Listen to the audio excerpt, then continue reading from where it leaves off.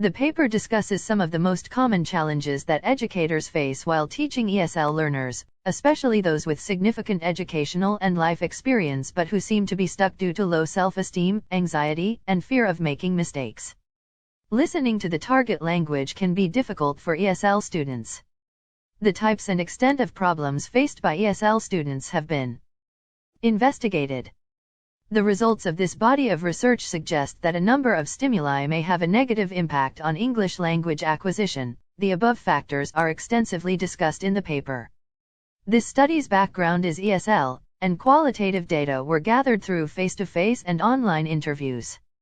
The researcher interviewed 10 students to inquire about their learning experiences. The interviews show major difficulties that learners encounter, such as avoidance of learning a second language, prior learning experience, classroom anxiety, age, and motivation. Most current literatures focus on how topics such as classroom administration, teacher instruction, instructional practices, and so on can be obstacles to learning, while this research enlists more of the socio-psychological issues that learners face by exploring real-life experiences of the participants. Language is inextricably linked to history. When you understand a language, you unavoidably acquire cultural characteristics. Again, learners may have a lengthy conversation about this, but for the time being, one point is critical. If a student has a hostile outlook toward a certain culture, the student is unlikely to be involved in studying the language associated with that culture. Many people still equate the English language with westernization and concerns over topics like atheism, premarital ties, individualism, and so on. For these reasons, many people are hesitant to study English because they are concerned about the wider cultural influence that English will have if it becomes a common language in the country. Another example is the student's social status and future prospects. Outside of major cities, it is very popular for people to work in local sectors such as agriculture, transportation, and local shopping, where they only associate with other residents. A farmer, for example, works in the fields, harvests the rice, and sells it to a local market seller. The market vendor works in the village market and sells rice to local customers, and a small restaurant owner purchases the rice to sell to village customers. The whole supply chain is local, with no need for English at all. A student with this perspective is unable to see the benefit of studying English. They will choose to learn about nature, geography, economics, and other topics that will aid them in a career in agriculture. Of course, others may argue that once they study English, they may have more chances in the future, but they may not understand this. If the student in the previous example decides to take the time to make the effort to learn English because he is optimistic about the future and wishes to travel to work or research, then his peers will mock him for it.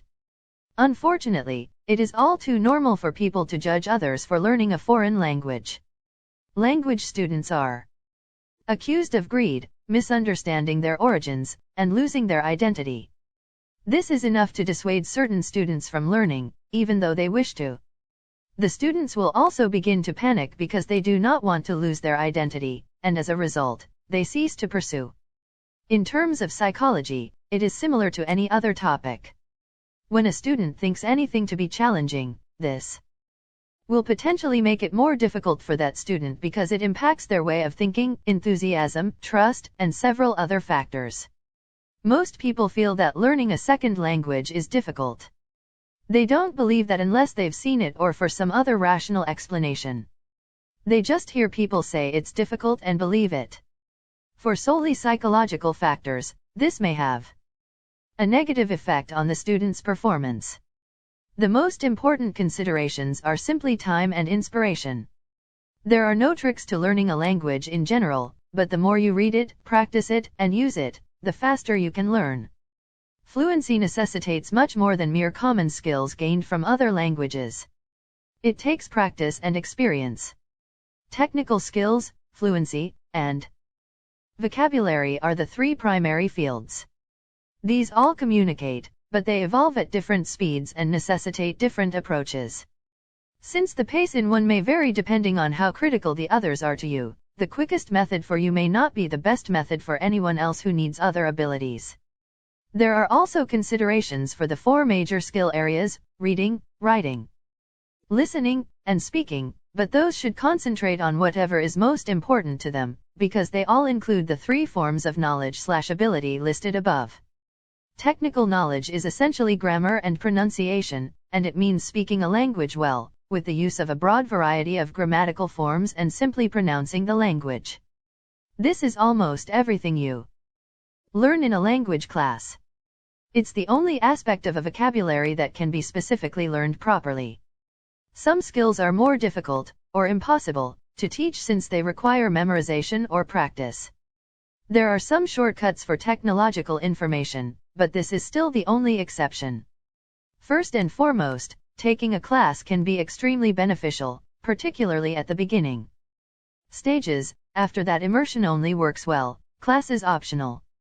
Second, a trained linguist or experienced language learner will have 2 advantages over you. Most importantly, they will be able to understand the rules and technical properties of the language, allowing them to make generalizations and quickly understand what they should do, and then practice doing it over time. Understanding phonetics, which is the study of how sounds are formed and understood, and grammatical interpretation, which helps a linguist to easily grasp the rules behind why certain words in the language they're studying have a distinct word order or a specific ending, is 2 techniques that are really helpful for this. They understand the mechanics, how something works together, and how important it is to practice using those things. There is less time spent on explanations and scenarios that may or may not really explain something. Most of us have seen very complicated statements and descriptions in a language lesson, and most language learners tune out as this occurs, giving up on learning more that day. This is due to the fact that the majority of language teachers are not qualified linguists.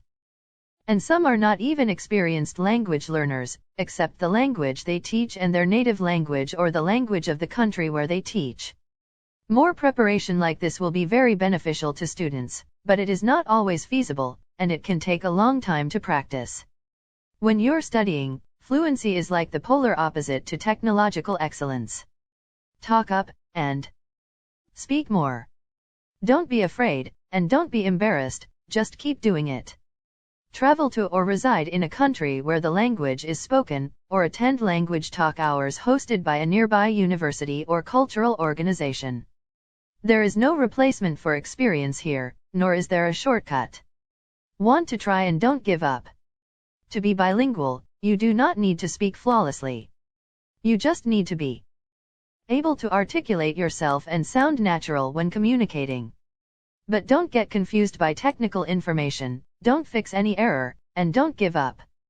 Just say that. In addition, set aside some time to improve your technological skills and stop forming poor habits, or work on breaking them. Finally, there's vocabulary. There are several memorization techniques. The 2 key choices are rote memorization, flashcards, which works better for certain people, and putting the terms in context, reading a lot of books and searching up new words, for example, or writing unforgettable example sentences that remind you of a word's meaning. Unfortunately, flashcards do not fit well for those of us, and the other solutions take a long time. You will eventually master all of the words you need just from being introduced to it, although this is a long process. Mastering a language will take years, will necessitate thorough memorization of vocabulary, and using it in context, and will rely heavily on you using the language often to achieve a high degree of fluency while adding technical skills and vocabulary to truly polish how you speak and make it all happen naturally. The objectives of this research are to know the roots on why ESL learners are apprehensive on learning the target language, what causes their anxiety in learning the target language, how to maintain ESL learners from learning the target language, how to encourage passive ESL learners, and why ESL learners find it difficult to identify the importance of learning the target language. The researcher would observe and interview young learners about their personal experiences learning a target language based on the objectives in order to better overcome socio-psychological factors those hinder ESL learners. The participants will provide evidence, which the writer will affirm and prove in the article. When speaking a second/foreign language, students often exhibit feelings of anxiety, apprehension, and nervousness. These feelings are considered to be distracting and detrimental to communication in the target language. The use of modern communicative language teaching techniques in language classrooms, as well as the common use of English, has raised the demand for acquiring good communication skills. However, the prevalence of such feelings among workers and professionals can hinder them from achieving the desired goal, as stated in a study conducted by Carmencita P. Del Villar of the University of the Philippines. Furthermore, the findings specifically showed the reasons that serve as filters for students' language anxiety. One of the most noticeable variables discovered in this study is the respondents' lack of self-confidence when speaking English to their peers and in public. This mechanism is depicted and interpreted to be precipitated by a lack of language exposure and practice. According to the responses of the respondents, students had no exposure to the language because they are more at ease with Talysh or their native language when interacting with their friends and colleagues, as well as when giving public speeches. This was also clear in the comments made by the participants and the researchers' interview in this study. As a result, respondents are having difficulty due to a lack of language proficiency. To protect the identity of the respondents, the researcher summarized the investigation results in order to cut through the main point of this article. First and foremost, oral communication anxiety is common, as most students experience it on a daily basis, especially during recitation and presentation. The speakers who seem relaxed and confident have evidently learned to control and capitalize on their anxiety.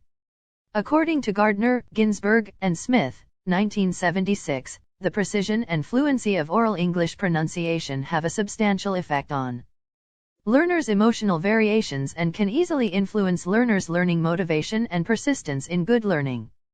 As a result, when learners use oral English in real-time dialogue, whether they can communicate plainly, express themselves fluently, or respond actively, it decreases their oral English communication anxiety and produces a virtuous circle in their oral English learning. Cormus, Kittle, and Gsizer, 2011, hypothesized that if learners' anxiety in oral English learning can be solved correctly, the communication issue can be greatly improved by specialized and special training, which will increase learners' high self-efficacy and confidence in oral English expression, alleviate their anxiety, and thus further enable the English learning incentive. Second, since oral communication anxiety is considered a human trait, it is reasonable to suspect that it is associated with a variety of other personality traits in the child.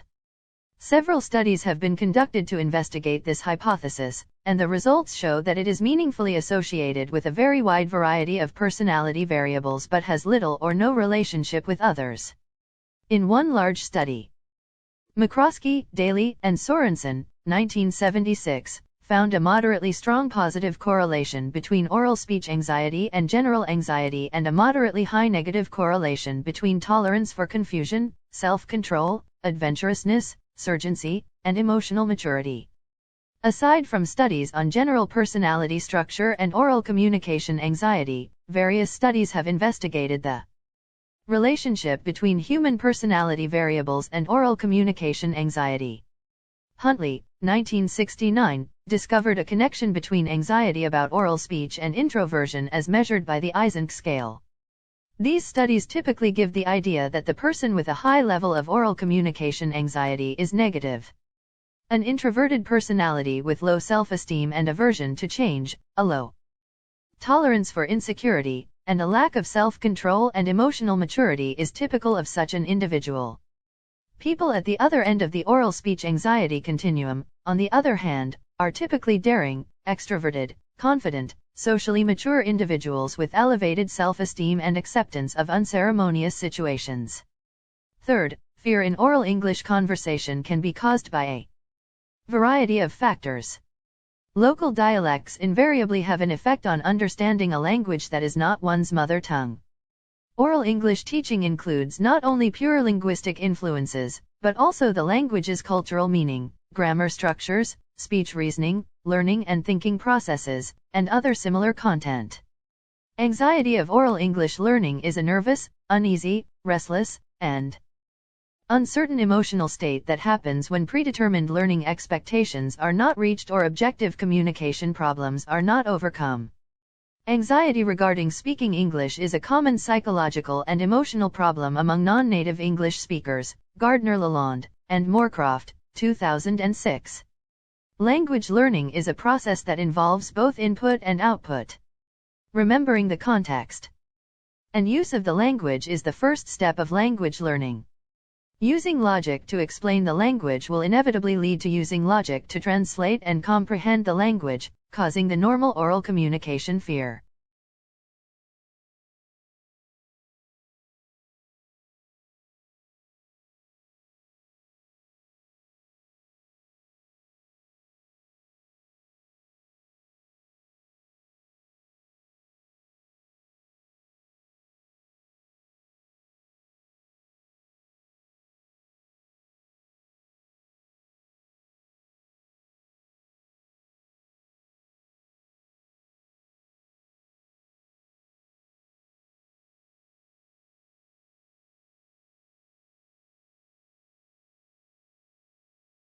There is only one main aspect in learning or acquiring a language from the standpoint of second language acquisition: comprehensible input, i.e. interpreting or reading texts in the target language that you understand.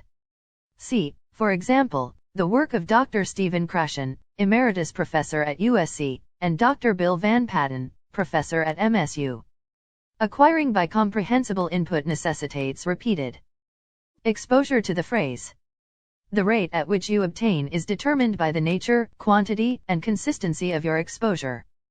The level of fluency and literacy you achieve can be determined by 1. How good the language you hear and read is, 2. How often you hear or learn with comprehension, and 3. How much you are exposed to it.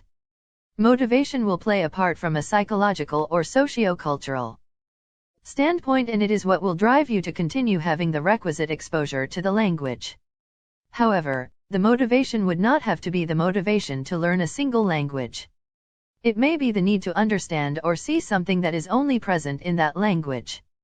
Dr. Krashen, for example, provides a case study of a boy who learned Mandarin because he enjoyed watching cartoons that were only available in Mandarin. Another boy wished his mother to teach him stories that she would read to him in Mandarin, her second language.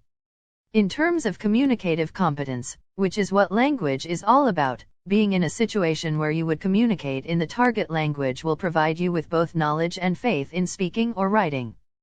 Speaking and writing do not specifically aid in language learning, but the familiarity and trust gained will help you retain your motivation and gain more exposure to the language, which is essential for acquisition. Memorizing words and knowing rules of grammar will fulfill the need to feel like you are doing everything to learn the language. They, though, may not result in acquisition or fluency. To begin with, grammar rules are propositional knowledge, while language is procedural knowledge, and the two are treated entirely differently in your brain. B are not part of the mental representation of language that your brain constructs, since they are real and distinct objects, while the mental representation is abstract and intuitive. C are always incomplete or incorrect. If you rely on grammar rules to shape sentences, you must first think of the law, then formulate the utterance, and finally articulate it. In a communication with multiple speakers, by the time you do all of this, the chance to say more will have passed, which will be challenging and work against your determination to keep learning the language. Memorized vocabulary can help you remember a word when you see or hear it, but it has little other advantages and requires a significant time commitment for a meager return. Seeing words in meaning is a lot more effective way to learn them.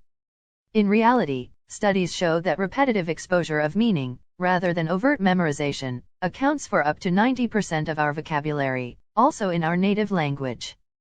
The benefit of a language course or other formalized environment is essentially transparency. Get as much use of the language as possible. It's worth reading. Listen to music when you're in it. Talk to as many people as you can in it. Do the best, but recognize that you can make mistakes. Particularly in the beginning, quantity often triumphs over quality. Those who learn to speak are the ones who speak as well as they can. The second most important thing to do is to continue to change a little bit further each day. Expecting perfection from yourself will demotivate you and sap your inspiration. Expecting yourself to be a little higher is doable and can assist you in moving from an intermediate to an advanced stage of proficiency. pay attention when native speakers talk. For the very least, when reviewing grammar codes. The definition of the student's psychological influences, such as fear, aptitude, mood, and motivation, contribute to the student's progress in studying English as a second language. Those factors are supported by substantial data, as shown by the previously reported research results. Furthermore, 3 types of motivations influence language acquisition: integrative motivation, instigative motivation, and intrinsic motivation. Furthermore, 3 types of motivations influence language acquisition: integrative motivation, instrumental motivation, and social category identity. Preparation strategy, relaxation, positive thinking, peer, and labeled resignation are 5 techniques that are heavily considered for dealing with language anxiety. Preparation refers to efforts to manage the potential danger by enhancing learning and research techniques. Relaxation refers to tactics aimed at mitigating somatic depressive symptoms, and constructive thought is distinguished by its palliative role by eliminating problematic neural processes that underpin students' anxiety.